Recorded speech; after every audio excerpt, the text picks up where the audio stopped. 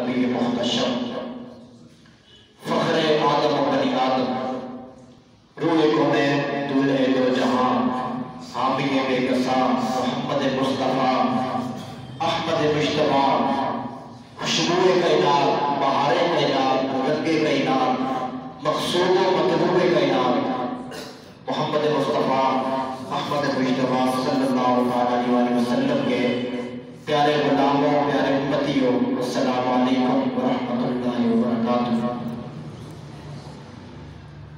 میں نے آپ کے سامنے قرآن مجید فرقان حمید سے چند آیات مبارکہ تلاوت کرنے کا شرف حاصل کیا۔ دعا ہے کہ اللہ رب العزت مجھے حق اور سچ بیان کرنے اور آپ سب کو اس پہ عمل پیدا ہونے کی توفیق عطا فرمائے۔ یہ مہینہ ربیع الثانی کا ہے، اس کا مہینہ ہے دوسری بہار، ربیع الاول کہتے ہیں پہلی بہار، ربیع الثانی دوسری بہار۔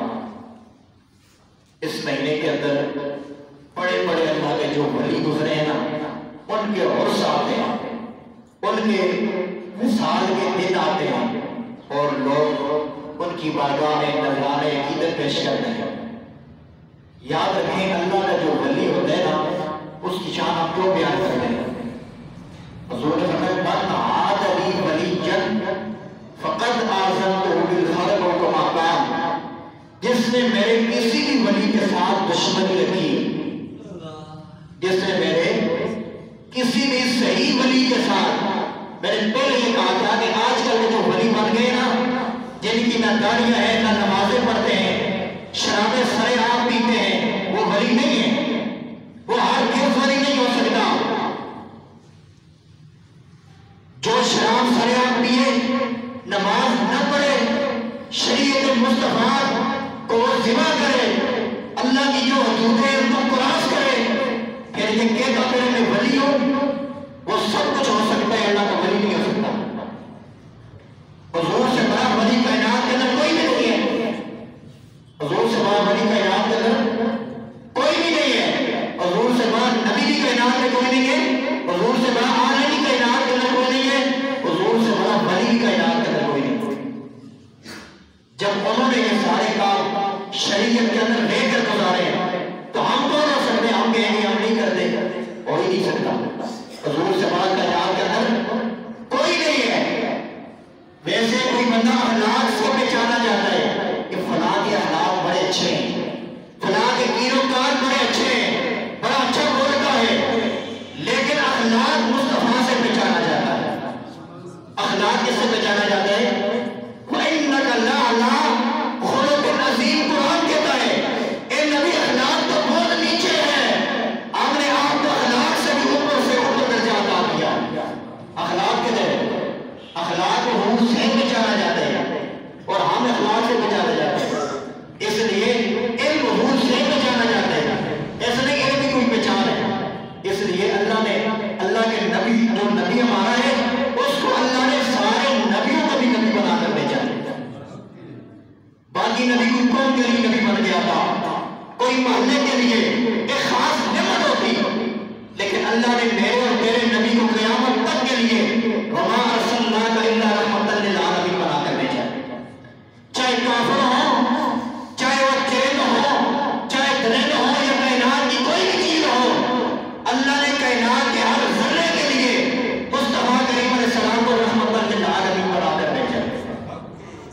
یہی وجہ ہے کافروں کو میرے نبی نے کبھی کوئی دعا نہیں دی۔ آج دیکھیں نا، ہمارے کوئی چھوٹا سا مسئلہ ہو جائے کسی کے ساتھ، اب اس کو پیچھے دعائیں دینے لگ جاتے ہیں۔ یہ ہمارے نبی کی سنت نہیں ہے، یہ ہم سنت کے خلاف کر رہے ہیں۔ لوگوں نے پتھر مارے پھر بھی اللہ کے نبی دعائیں دے رہے ہیں، اللہم اہد قومی فإنہم لا یعقلون، اے اللہ یہ قوم عقل نہیں رکھتی، سمجھ نہیں رکھتی، میں کہہ رہا ہوں مجھے جانتی نہیں ہے، اے مالک اس نے مجھے پتھر مارے، لیکن میں دعا کرتا ہوں تو انہیں ہدایت عطا فرما۔ میں دعا کرتا ہوں انہوں نے میرے ساتھ اچھا نہیں کیا، بیمار کے ساتھ ایسا سلوک نہیں کیا جاتا، میں تو اللہ کا نبی ان کی طرف ہدایت لے کر آیا ہوں، ان کے بھلے کے لیے آیا ہوں۔ اے لوگوں نے طائف بنو، کلمہ پڑھ دو، کلمہ پڑھ لو، आंखें बंद हो जाएगी, कब्र में कोई भी नहीं आएगा। वहां पर भी सहारा देने में ही आ जाऊंगा और वहां पर यही पूछा जाएगा इस शख्स के बारे में दुनिया में क्या कहा करते थे। अगर तुमने पत्थर मारे हुए, तुमने उस नबी के खिलाफ बातें की हुई, क्या मुंह दिखाओगे?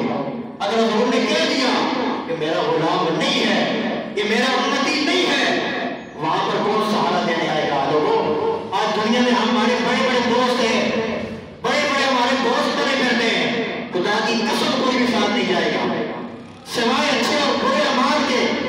अच्छे अमाल भी साथ जाएंगे, बुरे अमाल भी साथ जाएंगे। तीन दोस्त हैं इंसान के दुनिया के अंदर। एक उसका माल, जिसमें आज हम नखरा करते हैं, किसी के पास पैसा आ जाए ना, हम किसी को सलाम नहीं करते। अल्लाह का ये पैसा इधर रहने वाला है। पैसा इंसान को नहीं बचाता, अगर बचाता है तो अल्लाह का फजल बचाता है, अल्लाह की रहमत बचाती है।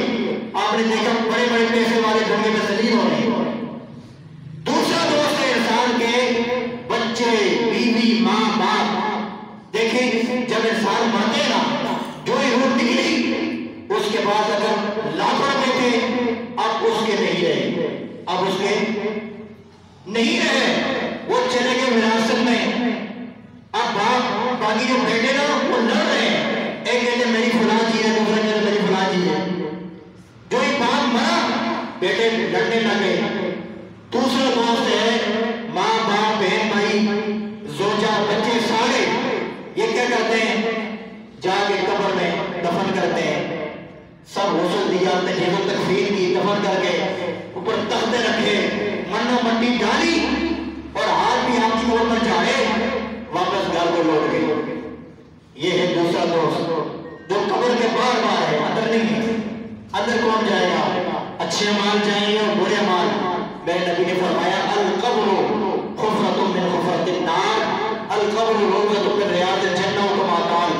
ये लोगों, कब्र जहन्नम के घरों में से बहुत बड़ा घर है और कब्र जन्नत की क्यारी में से बहुत बड़ी क्यारी है।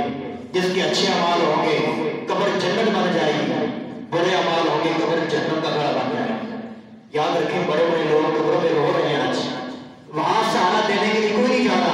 मुझे आपको इसकी पता नहीं है, हमारी आंखें खुलेगी दुनिया वाली, जब ये दुनिया वाली आंखें बंद हो जाएंगी, वहां पर जब आप जाएंगे ना, हमारे नामे अमान हमारे सामने खुल जाएंगे। कुरान के अंदर ला युगादिरु सगीरतन वला कबीरतन इल्ला अहसाहा, ऐसे ऐसे अमल जो हमें याद तक नहीं होंगे, ऐसे ऐसे गुनाह जो हम करके भुला बैठे, जब नामे अमान खुलेगा, जब हम पढ़ेंगे फलां जगह ये गुनाह किया था, फिर आप कहेंगे ये तो हमारा कोई गुनाह छोड़ा ही नहीं है फरिश्तों ने, जो लिखा ना हो, हर गुनाह ये लिखते हैं। बात दूर निकल गई। तीन दोस्त हैं, याद रखो, साथ कोई भी नहीं जाता। कब्र में अगर किसी ने साथ देना है ना, वो आमिना का चांद है। वो कौन है? वो नबियों में नबी ऐसा, इमामुल अंबिया तेरे, मेरा तुम्हारा नबी, वो नबियों में नबी ऐसा, इमामुल अंबिया तेरे, हसीनों में हसीने सा, महबूबे खुदा तेरे। मतलब नबियों में ऐसा नबी है, सारे नबियों का इमाम है और हसीनों में ऐसा सोना है कि अल्लाह ने अपना महबूब बना लिया है।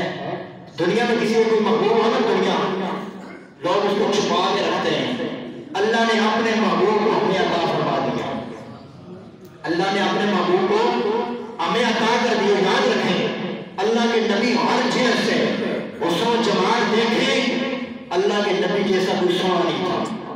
श्यामा वर्मा का इतना खूबसूरत चेहरा, हम निगाहें हुजूर की चेहरे की तरफ टिकटकी बांध कर नहीं देख सकते थे, जिस तरह मतलब सूरज को नहीं देख सकता। सूरज से भी सोना चेहरा, चांद से भी सोना चेहरा। हुजूर को उसको जमात देखे, हुजूर का किरदार देखे, सीरत देखे, सब कुछ अल्लाह ने बेमिसाल बनाया। और फिर अल्लाह ने उस नबी का हमें पति बनाया, उस नबी का हमें امتی بنائے جو امام الانبیاء ہیں. میں بات کر رہا تھا اور دور نکل جا رہی ہے چونکہ یہ مہینہ ربیع الثانی کا اللہ کے بڑے بڑے ولیوں کے عرص ہوتے ہیں. شیخ عبد القادر جیلانی الحسنی والحسینی رضی اللہ تعالیٰ عنہ آپ حسنی اور حسینی سید تھے.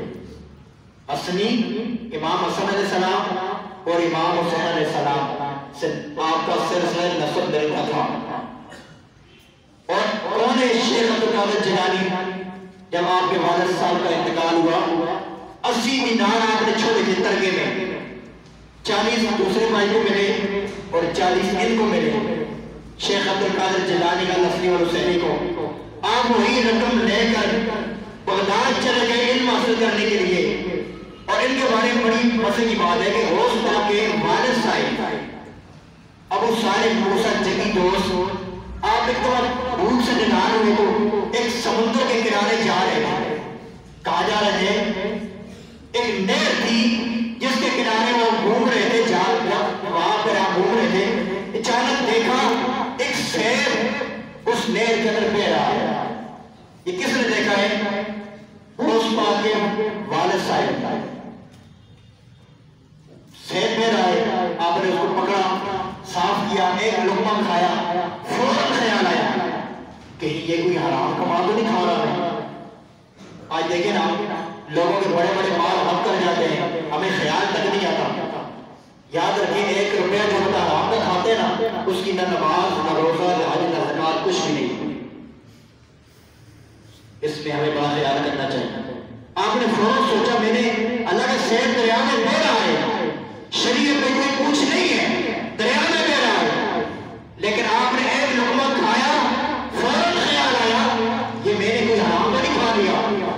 فوراً آپ نے کیا کی اور اس سیب کو جو پاس پکڑا اور اسی راستے چل پڑے.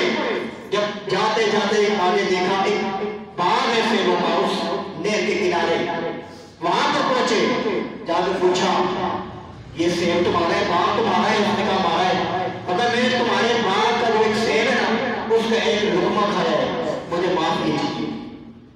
میں کل قیامت والے دن قبر میں کیا جواب دوں گا اگر اللہ نے مجھے آپ نے معاف نہ کیا, ایک لقمہ میں نے کھا لیا ہے. فرمایا بتاؤ تم کون ہو؟ پتہ میں ابو صالح موسیٰ جگی. فرمایا ویسے معاف نہیں کرتے, اس لیے معاف کرے کہ ہماری کچھ شرائط ہیں. پہلی شرط یہ ہے 12 مہینے اس باغ کی گوڈی کرو. 12 مہینے ہم جیسا کہ ہوتا ہے کہتا جاؤ نہ کرنا نہ معاف کرنا, لیکن اللہ کی ولی دیکھیں کیسے ہوتے ہیں. فرمایا ٹھیک ہے قبول ہے.